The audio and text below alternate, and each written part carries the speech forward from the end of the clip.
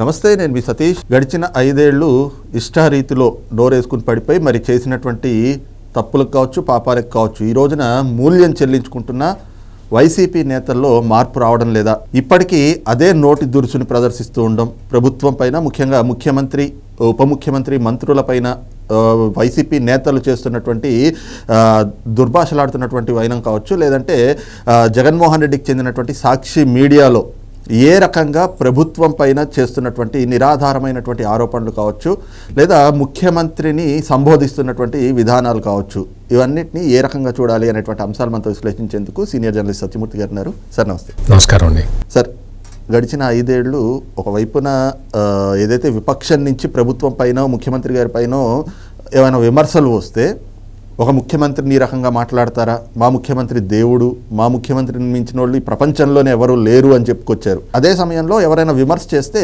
ముఖ్యమంత్రిని దూషించడమో లేదంటే ముఖ్యమంత్రిని విమర్శించడం అనేటువంటిది అదొక పెద్ద నేరంగా పరిగణించి చూపించినటువంటి వైనం Y S R Congress party social media, Sakshi పత్రిక, సాక్షి ఛానల్లో చూసాం. ఈ రోజున అదే వైసీపీ నేతలు ప్రభుత్వాన్ని కావచ్చు, ముఖ్యమంత్రిని, ఉప ముఖ్యమంత్రిని, మంత్రుల్ని, వాళ్ళు మాట్లాడుతున్నటువంటి భాష మరొక వైపున అరెస్టులు అవుతున్నా కూడా గడిచిన 5 ఏళ్ళు ఏ రకంగా ఉన్నారో ఇప్పటికీ అదే తీరును కొనసాగించడాన్ని ఎలా చూడాలి? మీరు గమనించారో లేదో సతీష్ గారు, వాళ్ళ సోషల్ మీడియా పోస్టులు కానీ, వాళ్ళు ఎక్స్ అకౌంట్లో వాళ్ళు పెట్టే కామెంట్లు కానీ, ఏవైనా తీసుకోండి, వాళ్ళు మాట్లాడే మాటలు కానీ, జగన్ గారు అంటారు. సరే, వాళ్ళ నాయకుడు గారు అంటున్నారు, ఓకే. చంద్రబాబు అంటారు. ఒక్కొక్కడు ఈ రోజా, అంబటి రాంబాబు లాంటి వాళ్ళు చంద్రబాబు కాలి గోటికి సరిపోరు. ఎందుకంటే ఆయనకున్న రాజకీయ అనుభవం వీళ్ళకి లేదు, ఆయనకున్న అడ్మినిస్ట్రేటివ్ కెపాసిటీస్ వీళ్ళకి లేవు, ఆయనకున్న తెలివితేటలు వీళ్ళకి లేవు, ఆయనకున్న విద్యార్హతలు కూడా వీళ్ళకి లేవు. కానీ వీళ్ళు వచ్చి, రోజా వచ్చి, మరి ముఖ్యంగా రోజా ఏముంటుంది తెలుసా, ఆయన ముసలోడు ఉంటుంది, నువ్వేమన్నా కుర్రదానివా అని ఎవరైనా అడిగారు అనుకో, నేను అడగను, ఎందుకంటే నాకు సంస్కారం అడ్డం వస్తుంది. కానీ తెలుగుదేశం కార్యకర్తలు చాలామంది అడుగుతున్నారు, నువ్వేమన్నా కుర్రదానివా, నీ వయసు 16 అని అడుగుతున్నారు. ఆ మాట తెలుగుదేశం వాళ్ళతోటి అనిపించుకోవటం నీకు అవసరమా రోజా? అవసరమా చెప్పు. ఇప్పుడు నిన్నదాకా విడుదల రజనీ అని ఒక గొప్ప నాయకురాలు ఉన్నది వైఎస్ఆర్ కాంగ్రెస్ పార్టీలో, ఇప్పటికి కూడా అదే పార్టీలో ఉన్నది. ఆమె వచ్చి మొన్న ఒక వారం రోజుల కిందట చంద్రబాబు ఏం చేస్తాడు, పవన్ కళ్యాణ్ ఏం చేస్తాడు, మహా అయితే కేసులు పెడతారు అంతే కదా, పెట్టుకో అన్నది. ఇప్పుడు పెట్టారు. అవినీతి నిరోధక శాఖ సంబంధించిన అధికారులు గవర్నర్ దగ్గరికి ఫైల్ పంపించారు. ఇవాళ రేపు గవర్నర్ దాని మీద 17A ఉంటుంది కదా, దాని ప్రకారం అధికార మంత్రిగా ఉన్నప్పుడు లేకపోతే ఎమ్మెల్యేగా ఉన్నప్పుడు ఏదైనా ఆర్థిక నేరాలకి పాల్పడితే, అవినీతికి పాల్పడితే 17A ప్రకారం వాళ్ళకి గవర్నర్ అనుమతి కావాలి. కాబట్టి ఆ గవర్నర్ అనుమతి కోసం పంపించారు. రేపు ఎల్లుండో అది క్లియర్ అవ్వగానే విడుదల రజనీని అరెస్ట్ చేస్తారు. అట్లాగే రోజా మీద కూడా ఇప్పటికే మొత్తం కాంక్రీట్గా ఎవిడెన్స్ వచ్చేసింది వీళ్ళకి. వచ్చిన తర్వాత రోజా కేసును కూడా 17A కింద గవర్నర్కి పంపిస్తారు. గవర్నర్ ఓకే అంటే రోజాని కూడా తీసుకెళ్లి కూర్చోబెడతారు లోపల. ఇప్పటికే మనం చూసాం, వల్లభనేని వంశీని కూర్చోబెట్టారు, బోరుగడ్డ అనిల్ని కూర్చోబెట్టారు, వర్రా రవీంద్రారెడ్డిని కూర్చోబెట్టారు, నందిగం సురేష్ని కొంతకాలం కూర్చోబెట్టారు, బయటకు వచ్చాడు అనుకో. ఇక్కడ పోసాని కృష్ణమురళి, ఆయన కోసం పోలీసులు పోటీ పడుతున్నారు, మాకు కావాలి. జనరల్గా మహేష్ బాబుకో లేకపోతే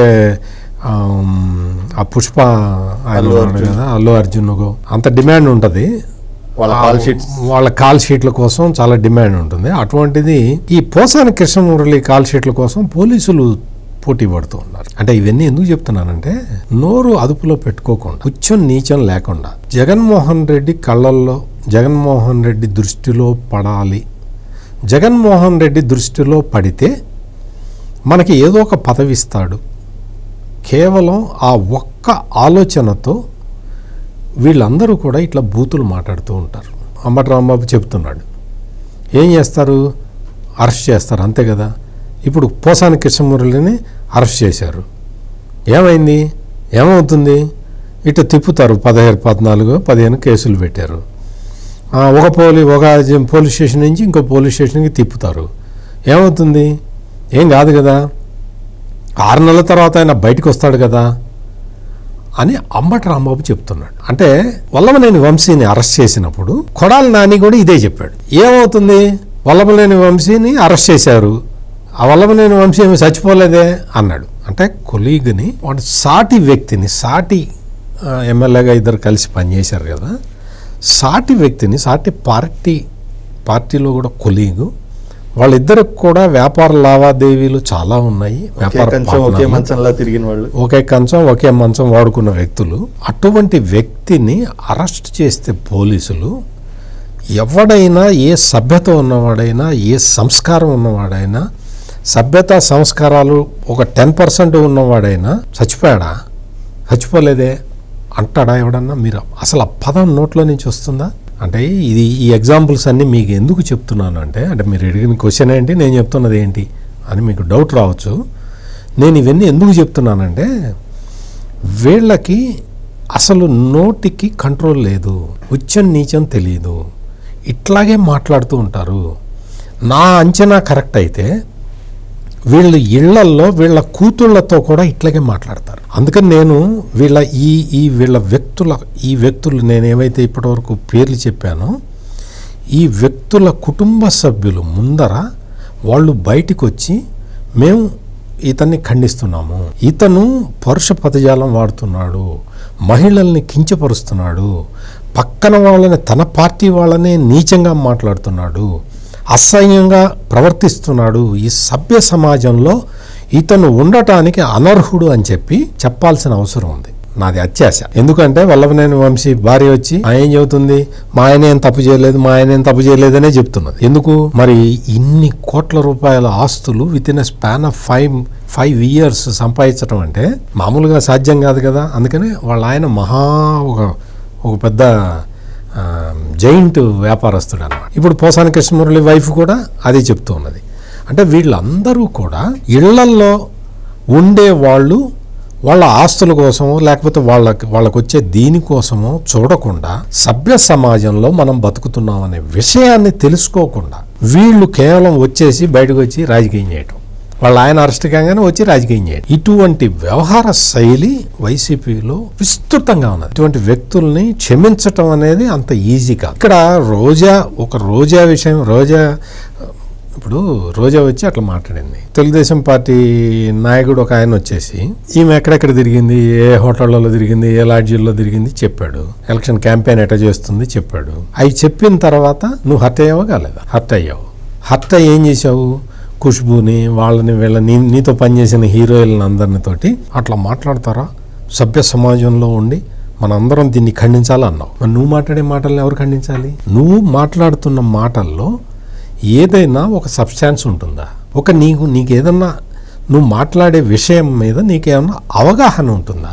నువ్వు నీచం లేకుండా మాట్లాడుతుంటావు కదా. ఈ తరహా ప్రజల్ని, ఈ తరహా లీడర్లని ప్రజలు క్షమించే అవకాశం కనపట్టలేదు. అయితే ఇక్కడ ఇంకొక అంశం కూడా సార్, ఏదైతే మరి పోసాని కృష్ణమురళి మరి గతంలో ఆయన మాట్లాడినటువంటి మాటలు అవన్నీ తెలుసు. ఇప్పుడు మరి ఆయన అరెస్ట్ అయ్యి జైల్లో ఉన్నారు. మీరు అన్నట్టుగా ఏదైతే పోలీసులు కూడా ఆయన కాల్ షీట్ల గురించి చూస్తున్నారు. అయితే ఇక్కడ ఇంకొక ప్రధానమైనటువంటి అంశం, మరి వల్లభనేని వంశీని, నందిగం సురేష్ని, ఇట్లా వీళ్ళందరినీ జైలుకి వెళ్ళి పరామర్శించి వచ్చారు జగన్మోహన్ రెడ్డి, పిన్నెల రామకృష్ణారెడ్డి సహా. మరి పోసాని కృష్ణమురళి విషయంలో ఫోన్ కాల్ తోటిను ఫోన్లో పరామర్శించడంతో సరిపెట్టేశారు. మరి వెళ్ళే అవకాశం ఏమైనా ఉంటుందా అనేటువంటి చర్చ కూడా జరుగుతూ ఉంది. అడిగాడు, అతను చెప్పాడు జగన్మోహన్ రెడ్డి కలవబోతున్నాడు, పోసాని కృష్ణమురళిని కలవాలని ఉన్నది. ఎందుకంటే జగన్మోహన్ రెడ్డికి ఒక పెద్ద అలవాటు ఏంటి అంటే అతనికి పెద్ద క్వాలిఫికేషన్ ఏంటి అంటే జైల్లో ఉన్న వాళ్ళని పరామర్శించడం అనేది అతని షెడ్యూల్లో పెట్టుకుంటాడు అనమాట. అందుకని ఎక్కువ మంది లీడర్లని మామూలుగా ముఖ్యమంత్రిగా ఉన్నప్పుడు ఎవరిని కలవలేదు కదా. అందుకని ఇప్పుడు సానుకూలంగా ఒక సావకాశంగా ఉంది కాబట్టి జైల్లోకి వెళ్ళి వీళ్ళందరినీ కలుస్తాడు. ఇప్పుడు పోసాని కృష్ణమురళిని కలవటానికి మొన్న అంతకు ముందర ప్రయత్నం చేస్తే ఎక్కడో రాజంపేట సబ్ జైల్లో ఉన్నాడని వచ్చింది. తర్వాత మళ్ళీ నేను వెళ్తానయ్యా అనగానే నర్సంపేటకి తెచ్చారండి అన్నారు. ఇప్పుడు మరి నర్సంపేట వెళ్ళడానికి ఇక్కడి నుంచి ఎక్కడికి తీసుకెళ్తారో తెలియదండి, అది తెలియంగానే చెప్తాము అంటున్నారు. అందుకని జగన్మోహన్ రెడ్డికి ఇటువంటి నేరస్తుల్ని ఒక పరామర్శించిన పేరుతోటి వెళ్ళటం, వాళ్ళతో మాట్లాడటం, అవి వచ్చి వాళ్ళని మళ్ళీ బతిల్లాడుకోవటం. ఇప్పుడు ఆల్రెడీ పోసాని కృష్ణమురళి చెప్పాడు, నాకు సజ్జల రామకృష్ణారెడ్డి నాకు స్క్రిప్ట్ పంపించాడు అని. నెక్స్ట్ సజ్జల రామకృష్ణారెడ్డిని, సజ్జల భార్గవ రెడ్డి, ఆయన కొడుకు సజ్జల భార్గవ రెడ్డిని పోలీసులు ఒకవేళ అరెస్ట్ చేస్తే ఏమడుగుతారు? మీకు అసలు ఈ స్క్రిప్ట్ ఇవ్వమని చెప్పింది ఎవరు అని అడుగుతారు. అడిగితే వాళ్ళు ఏం చెప్తారు? మాకు జగన్మోహన్ రెడ్డి ఇవ్వమన్నాడండి అని చెప్తారు. అందుకని అట్లా ఎందుకు చెప్పావు పోసాని, నేను నీకు పదవి ఇచ్చాను కదా పోసాని, నీకు జీతం ఇచ్చాను కదా, నిన్ను కమ్మోళ్ళని తిట్టడానికి నిన్ను బాగా వాడుకున్నాను కదా, అట్లా ఎందుకు చెప్పావు, సజ్జల మీద పేరు ఎందుకు చెప్పాల్సి వచ్చింది, అట్లా చెప్పమాక, ఈసారి అడిగినా కానీ చెప్పమాక, చెబితే మరి జైల్లో కూడా నా మనుషులు ఉంటారు అని బెదిరించడానికి ఖచ్చితంగా జగన్మోహన్ రెడ్డి జైలుకు వెళ్ళి పోసాని కృష్ణమురళిని పరామర్శిస్తాడు. అందులో ఎటువంటి సందేహం లేదు. అయితే ఫైనల్గా సార్, ఈ అంటే అధికారంలో ఉన్నప్పుడు నోటికి హద్దు అదుపు లేదన్నట్టుగా ఈ భాషనైతే కనుక ఉపయోగించారు. కానీ ఇవాళ కూడా ఒకవైపున అరెస్టులు జరుగుతూ ఉన్నాయి, చర్యలు తీసుకుంటా ఉన్నారు. ఆ రకమైనటువంటి భాషని కంట్రోల్ చేయాలి, సోషల్ మీడియాలో కూడా వల్గారిటీని, అబ్యూజింగ్ని కంట్రోల్ చేయాలి, కంట్రోల్ చేస్తామని చెప్పి కూటమి ప్రభుత్వం చాలా స్పష్టంగా చెప్తున్నప్పటికీ ముఖ్యమంత్రిని టార్గెట్ చేసి, ఉప ముఖ్యమంత్రిని, మంత్రుల్ని టార్గెట్ చేసి వాళ్ళని ఇవాళకి వాళ్ళని అవమానకర రీతిలో లేదా మళ్ళీ ఇంకా క్యారెక్టర్ అసాసినేషన్ చేసే విధంగా మాట్లాడడం అంటే అరెస్టులు కావాలి అనేటువంటి ఉద్దేశమా? అరెస్ట్ అయితే సింపతి వస్తుందనా? ఆ బరితెగింపుని ఎలా చూడాలి? ఇందాక ఒక గంట కిందట నేను ఒకటి చూశాను సతీష్ గారు, ఇదే సోషల్ మీడియాలో. హైపర్ ఆదిని, కిరాక్ ఆర్పిని, వీళ్ళిద్దరూ జబర్దస్త్లో పనిచేసి వెరీ పాపులర్ యాక్టర్స్. వీళ్ళ మీద భాష ఎటువంటి భాష ప్రయోగిస్తున్నారంటే ట్విట్టర్లో వీటిలో మళ్ళీ జగనన్న అధికారంలోకి రాగానే మిమ్మల్ని నరుకుతాం, చంపుతాం అని చెప్పి సోషల్ మీడియాలో పోస్టులు పెడుతున్నారు ఈ వైసీపీ వాళ్ళు. అంటే ఈ జగన్మోహన్ రెడ్డి అధికారంలో ఉన్నంతకాలం పెంచి పోషించిన ఈ గంజాయి బ్యాచ్ అంతా ఈ రోజున ఎట్లా తయారవుతున్నదో చూసుకోండి. కూటమి ప్రభుత్వం అధికారంలోకి వచ్చిన తర్వాత పెద్ద పెద్ద సెలబ్రిటీస్ తోటి కూడా వాళ్ళతో మాట్లాడి సోషల్ మీడియాని దుర్వినియోగం చేయమాకండి, సోషల్ మీడియాని మంచి మెసేజ్ని పంపించడానికి వాడుకోండి అని చెప్పి సెలబ్రిటీస్ తోటి చెప్పించి ఒక సోషల్ మీడియాకి ఒక రెస్పెక్టబుల్ స్థానం ఇద్దాము అని చెప్పి కూటమి ప్రభుత్వం ప్రయత్నం చేస్తూ ఉంటే జగన్మోహన్ రెడ్డి వచ్చి జైలుకి వెళ్ళండి, వెళ్ళినా 3 నెలలే కదా ఉండేది, 3 నెలల తర్వాత మీరు బయటకు వస్తే మీకు ఎమ్మెల్యే టికెట్ ఇస్తా, మీకు ఎంపీ టికెట్ ఇస్తా, మళ్ళీ నేను ముఖ్యమంత్రి అయితే మిమ్మల్ని మంత్రిని చేస్తా అని చెప్పి వాళ్ళతోటి నేరాలు చేయిస్తూ ఉన్నాడు. అందుకనే ఇప్పుడు నేను మీకు చెప్పిన ఉదాహరణ కూడా, హైపర్ ఆదిని, కిరాక్ ఆర్పీని, వీళ్ళని ఖండాలుగా నరుకుతామని చెప్పి వైసీపీ వాళ్ళు ఈ గంజాయి బ్యాచ్ పెడుతున్నారు, మెసేజ్లు పెడుతున్నారు.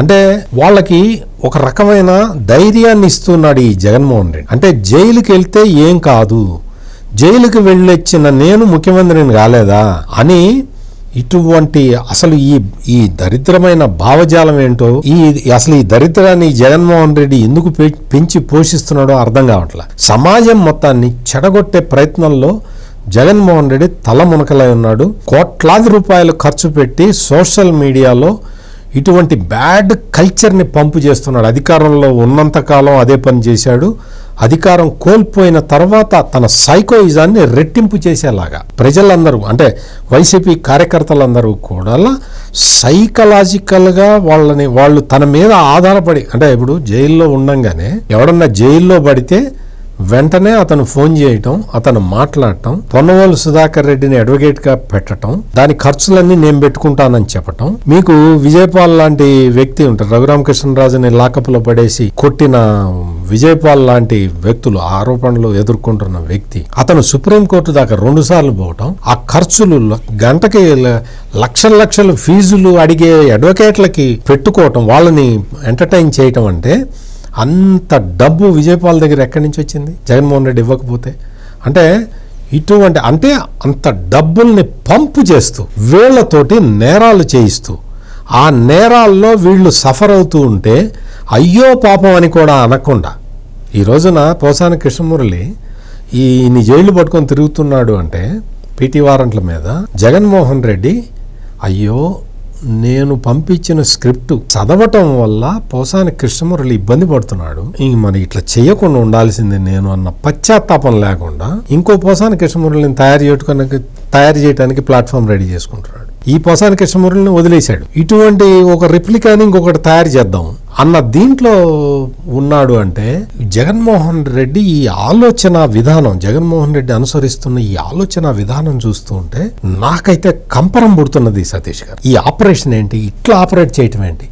సమాజాన్ని బాగు చేయటానికి ఆపరేట్ చేయాలి కానీ సమాజాన్ని ఈ విధంగా చెడగొట్టడానికి ఇట్లా చేస్తున్న ఈ వ్యక్తిని మద్దతుగా కొన్ని పోస్టులు పెడుతున్నారు, కొన్ని సోషల్ మీడియాలో మాట్లాడుతున్నారు. ఈ రోజా, అంబటి రాంబాబు, ఈ కొడాలి నాని, ఇటువంటి పేర్ని నాని, ఆ వైవి సుబ్బారెడ్డి, చెవిరెడ్డి భాస్కర్ రెడ్డి, ఇటువంటి గ్యాంగ్ అంతా వీళ్ళందరూ కూడా వీళ్ళల్లో ఇప్పటికీ మార్పు రావట్లేదు. అంటే కూటమి ప్రభుత్వం స్పెషల్ టాస్క్ పెట్టి వీళ్ళందరినీ కూడా లోపలేయాల్సిన అవసరం అయితే చాలా స్పష్టంగా కనపడుతున్నది.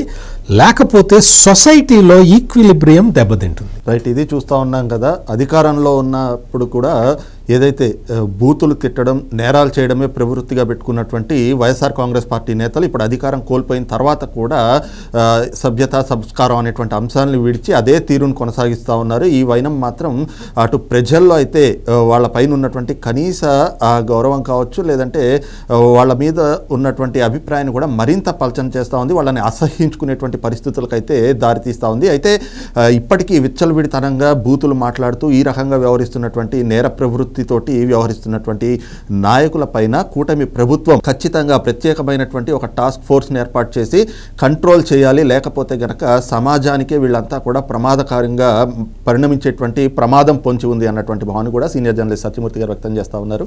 Thank you. నమస్కారం అండి.